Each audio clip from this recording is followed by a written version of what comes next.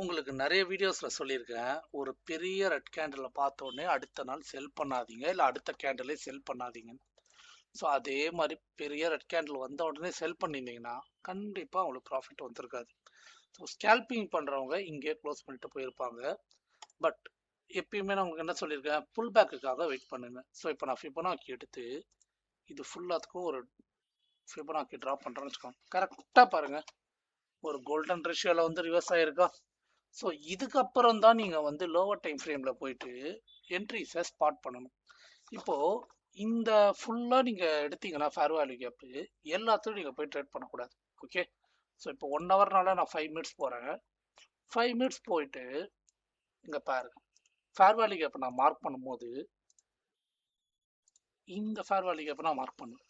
கரெக்டாக? ஏன்னா இதுதான் எனக்கு வந்து கோல்டன் ரேஷியோவில் இருக்குது. இதுக்கு கீழே இருக்கிறதெல்லாம் எதுவுமே இல்லை. ஸோ இது எல்லாத்தையும் நான் இக்னோர் பண்ணிடுவேன்.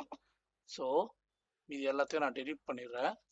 இப்போ 5 மினிட்ஸ்ல இங்க 2 ஃபேர் வேல்யூ கேப் இருக்கு. ஸோ இங்க ஒன்று இருக்கு, இங்க ஒன்று இருக்கு. ஸோ சேர்த்த மாதிரி ஒரே ஃபேர் வேல்யூ கேப்பாக போட்டிருக்கு. ஸோ இந்த விக்கு ஃபார்ம் ஆயிருக்கா. இந்த விக்கு ஃபார்ம் ஆன உடனே நீங்க என்டர் ஆனாலும் சரி, இல்ல அடுத்த கேண்டில் பியரிஷ் என்கல்ஃபிங்கா முடிஞ்சு நீங்க லோவர் டைம் ஃப்ரேம் போனாலும் சரி. இப்போ நான் 1 மினிட் போறேன். 1 மினிட் போனேன்னா நான் ஸ்பாட் பண்றது இந்த இன்வர்ஸ் ஃபேர் வேல்யூ கேப் ஒண்டி தான். ஸோ இங்க நாங்க என்ட்ரி எடுத்துருக்கலாம். ஓகே. ஸோ நான் இந்த என்ட்ரி எடுத்தேன். பட் ஆல்மோஸ்ட் இதுலேயே டிகேலேயே எனக்கு வந்து ஃபுல்லாக ப்ராஃபிட்டும் போயிடுச்சு.